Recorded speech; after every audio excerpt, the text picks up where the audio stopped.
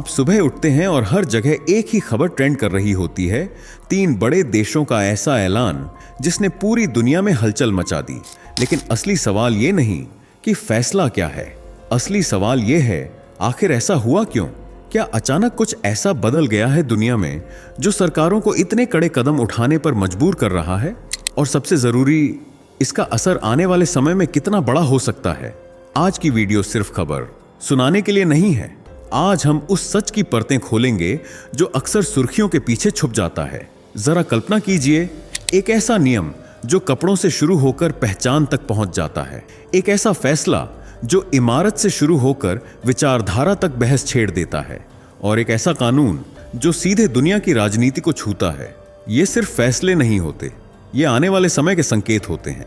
लेकिन यहां सबसे खतरनाक चीज है आधा सच, क्योंकि आधा सच ही सबसे तेजी से वायरल होता है और पूरा सच सबसे कम लोगों तक पहुंचता है।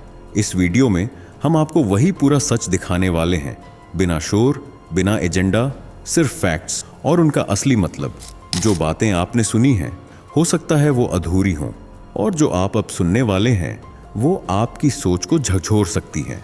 इसलिए वीडियो को अंत तक जरूर देखिए, क्योंकि आखिरी हिस्सा पूरी कहानी का वो टुकड़ा है जो सब कुछ जोड़ देगा, और हो सकता है उसके बाद आपका नजरिया हमेशा के लिए बदल जाए। क्योंकि कभी कभी एक सच्चाई ही काफी होती है पूरी कहानी को नए तरीके से देखने के लिए। सभी सनातन योद्धा एक बार जरूर कमेंट करें, आप कहां से देख रहे हैं, आपको वीडियो कैसे मिला और क्या सबसे ज्यादा झकझोर गया।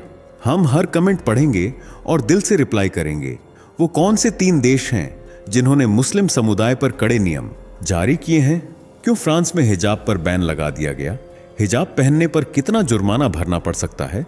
कनाडा सरकार क्यों मस्जिदें बनने पर रोक लगा रही है? जर्मनी को बढ़ती मुस्लिम आबादी का डर सता रहा है क्या? अगर आप भी जानना चाहते हैं इन सवालों के जवाब, तो वीडियो के लास्ट तक बने रहें। दोस्तों, ये बात तो आप सभी जानते हैं कि दुनिया में दूसरा सबसे बड़ा धर्म इस्लाम है, जिसके मानने वाले हर जगह फैले हुए हैं।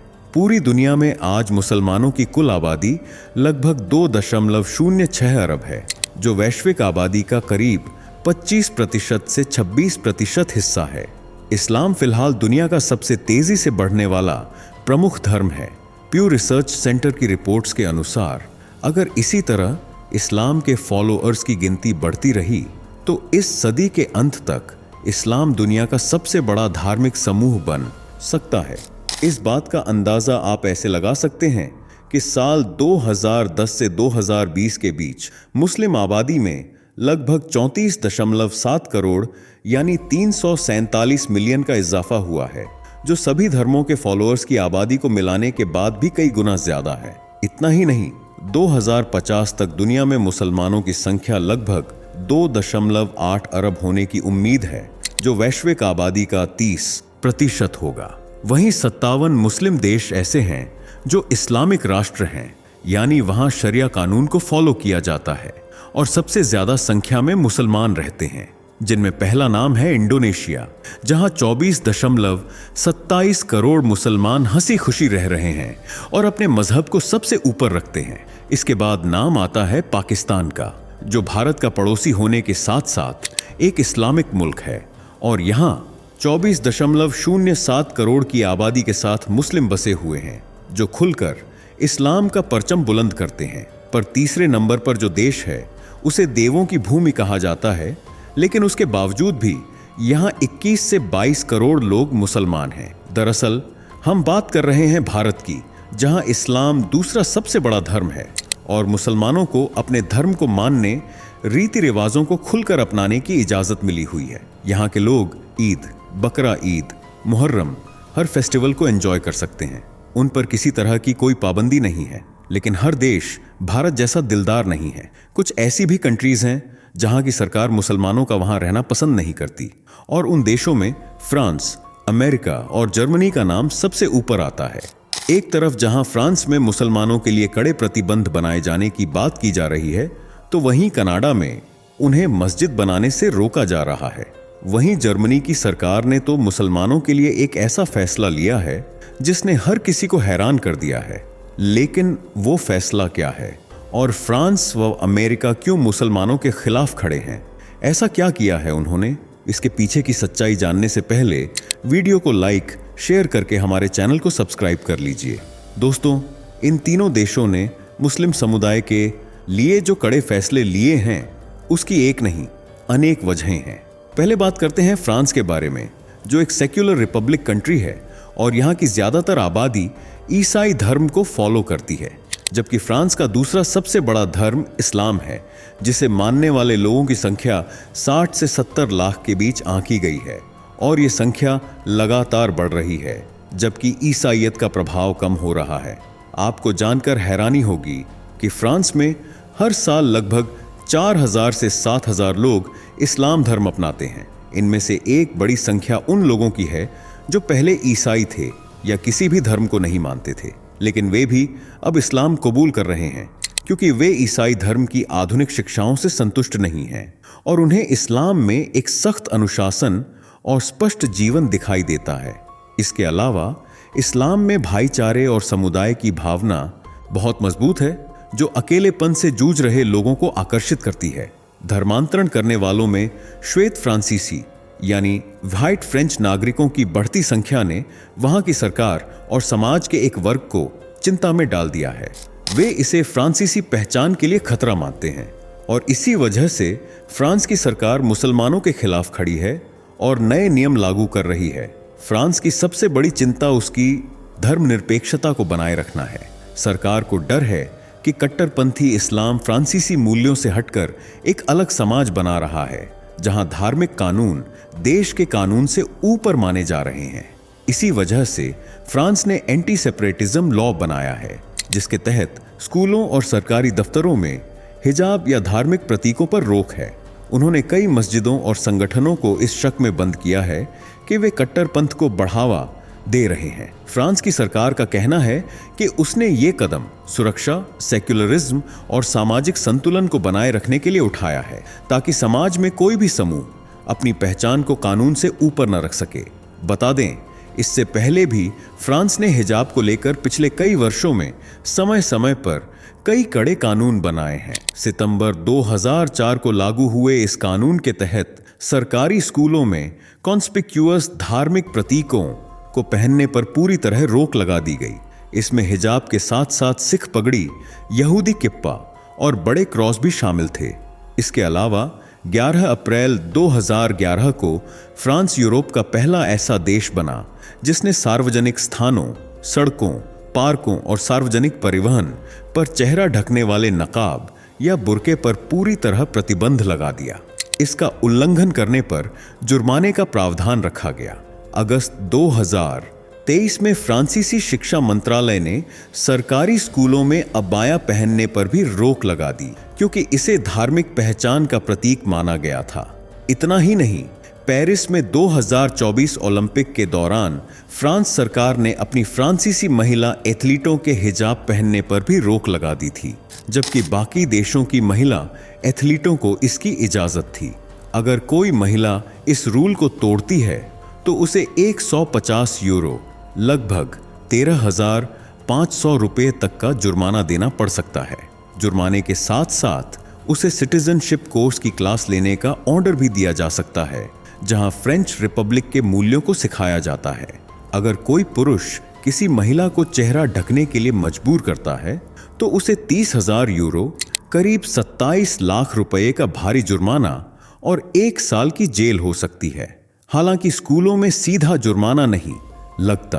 अगर कोई स्टूडेंट हिजाब या अबाया पहनकर आती है तो पहले स्कूल प्रशासन उसे समझाता है, लेकिन यदि वह बार बार नियम तोड़ती है तो उसे स्कूल से निकाला जा सकता है।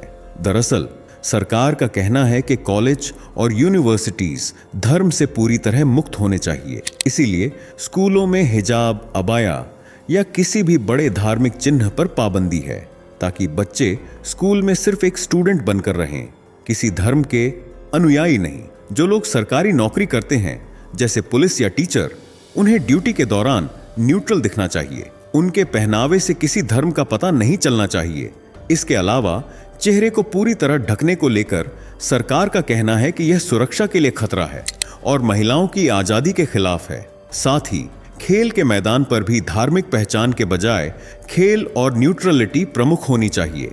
इसलिए सरकार ने एंटी सेपरेटिज्म लॉ को और कड़ा कर दिया है। फ्रांसीसी सरकार का कहना है कि वह किसी धर्म के खिलाफ नहीं है, लेकिन धर्म को प्राइवेट रखना चाहिए। जब कोई व्यक्ति बाहर समाज या सरकारी संस्थानों में आता है तो उसकी पहचान उसके धर्म से नहीं बल्कि एक फ्रांसीसी नागरिक के तौर पर होनी चाहिए। हालांकि इस नियम के बाद कई मुस्लिम संगठनों ने इसे अपनी आस्था पर सीधा हमला बताया और कहा कि अगर किसी को अपने धर्म के अनुसार पहनावा चुनने का हक नहीं है तो फिर आजादी का मतलब क्या है। लेकिन सरकार का कहना साफ है कि धर्म और राज्य अलग अलग हैं और इस सीमा को किसी भी हाल में पार नहीं किया जा सकता। चलिए अब बात करते हैं दूसरे देश यानी कनाडा की, जहां की ज्यादातर आबादी ईसाईयत के रंग में रंगी हुई है। साल 2025 की जनगणना के अनुसार कुल आबादी का लगभग 45% से 50% हिस्सा क्रिश्चियनिटी से जुड़ा हुआ है, जबकि यहाँ का दूसरा सबसे बड़ा धर्म इस्लाम है, जो सबसे तेजी से बढ़ते धर्मों में से एक है। साल 2021 में मुसलमानों की आबादी लगभग 17.7 लाख यानी 4.9% थी और साल 2025 में 22.4 लाख तक पहुंच गई, जिसमें सबसे ज्यादा संख्या इमिग्रेंट्स की थी। यही बात सरकार के साथ साथ आम नागरिकों के लिए भी चिंता का विषय बन गई है। उनका कहना है कि इमिग्रेशन उनके पारंपरिक रीति रिवाजों और मूल्यों के लिए खतरा बन सकता है। वहीं सरकार मस्जिदें बनाने पर रोक लगा रही है। दरअसल मुस्लिम समुदाय ने कनाडा के एक शहर में नई मस्जिद और कम्युनिटी सेंटर बनाने की योजना स्थानीय प्रशासन के सामने रखी थी, लेकिन उन्होंने इसे मंजूरी नहीं दी और इसका कारण जोनिंग और ट्रैफिक कंसर्न को बताया गया। दरअसल कनाडा के शहरों में जमीन बंटी होती है, जैसे कहीं सिर्फ घर बनेंगे तो कहीं सिर्फ फैक्ट्रियां। अगर कोई मस्जिद ऐसी जमीन पर बनाने का प्रस्ताव देता है जो धार्मिक स्थल के लिए मार्क नहीं है तो नगर निगम उसे तुरंत रिजेक्ट कर देता है। इसके अलावा ट्रैफिक को लेकर अधिकारी तर्क देते हैं कि शुक्रवार की नमाज या त्योहारों के समय वहां सैकड़ों गाड़ियां आएंगी, जिससे मोहल्ले की शांति भंग होगी और जाम लगेगा। इसी आधार पर कई बार परमिट नहीं दिए जाते, जैसा कि इस बार भी हुआ। लेकिन बात सिर्फ जोनिंग या ट्रैफिक तक सीमित नहीं रही। जैसे ही यह खबर बाहर आई, सोशल मीडिया पर इसे भेदभाव और इस्लाम को दबाने की कोशिश के रूप में देखा जाने लगा। कई मुस्लिम संगठनों ने खुलकर कहा कि प्रशासन का असली मकसद धार्मिक जगहों को सीमित करना है। वहीं शहर के अधिकारियों का कहना है कि ये फैसला किसी धर्म के खिलाफ नहीं बल्कि कानून के दायरे में लिया गया है। सरकार सभी को अपना अपना धर्म मानने की इजाजत देती है, लेकिन हर समुदाय को नियमों को ध्यान में रखकर चलना होगा। मगर समुदाय का कहना है कि ये नियम सिर्फ मुसलमानों पर ही लागू किए जा रहे हैं और शायद उनका कहना सही भी है, क्योंकि कनाडा के कई शहरों में फज्र की अजान के लिए लाउडस्पीकर पर बैन लगा दिया गया है। इसके अलावा क्यूबेक प्रांत में सेक्युलरिज्म 2.0 बिल 9 जैसे नए कानून के तहत सार्वजनिक प्रार्थनाओं और धार्मिक प्रतीकों पर कड़े प्रतिबंध लगाए गए हैं। सरकार का कहना है कि लाउडस्पीकर पर रोक ध्वनि प्रदूषण और धर्मनिरपेक्षता के नाम पर लगाई गई है, जबकि मुस्लिम समुदाय इसे टारगेटिंग के रूप में देख रहा है। अब तीसरे देश की बात करें तो वह है जर्मनी, जहां पिछले कुछ समय में खासकर फरवरी 2026 तक मुस्लिम समुदाय और प्रवासियों को लेकर नियमों में काफी सख्ती आई है। जर्मनी की सरकार का कहना है कि ये नियम कट्टरपंथ को रोकने और जर्मन मूल्यों की रक्षा के लिए है। दोस्तों, जर्मनी में आज करीब लगभग 55 लाख 5.5 मिलियन मुसलमान रहते हैं, जो जर्मनी की कुल जनसंख्या का लगभग 6.6% हिस्सा हैं।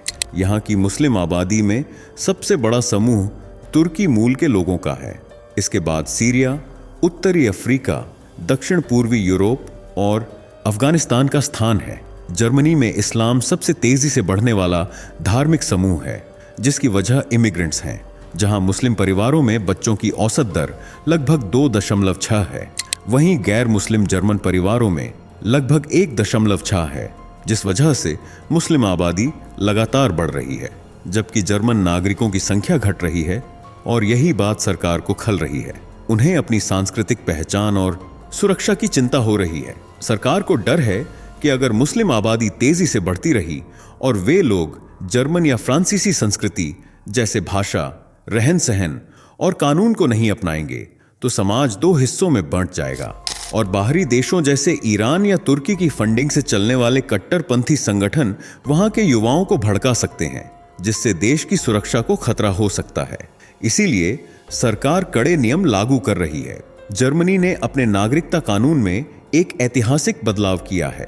अब जर्मनी का पासपोर्ट पाने के लिए आवेदकों को लिखित में यह स्वीकार करना होगा कि वे इजराइल के अस्तित्व के अधिकार यानी right of Israel to exist को मानते हैं। साथ ही जर्मनी ने उन मुस्लिम संगठनों के खिलाफ जीरो टॉलरेंस की नीति अपनाई है जिन्हें वह लोकतंत्र के लिए खतरा मानता है। जैसे मुस्लिम इंटरैक्टिव संगठन पर नवंबर 2025 में प्रतिबंध लगा दिया गया था और यह आरोप लगाया गया था कि वह सोशल मीडिया के जरिए खिलाफत की मांग कर रहा था और लोकतांत्रिक मूल्यों के खिलाफ नफरत फैला रहा था।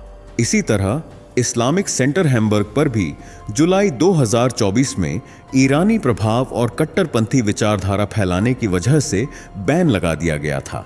आपको बता दें, जर्मनी के कई राज्यों में हिजाब को लेकर नियम काफी पेचीदा हैं।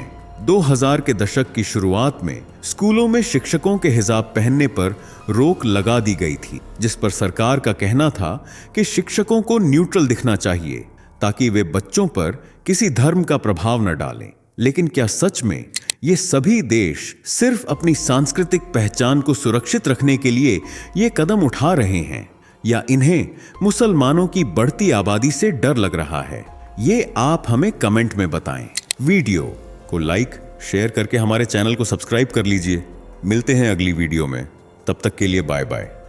दोस्तों, आपके स्क्रीन पर दो और वीडियो दिख रही हैं, जिसे देखने के लिए आप स्क्रीन पर क्लिक करें। दोनों देखिएगा, बहुत अच्छी वीडियो बनी है।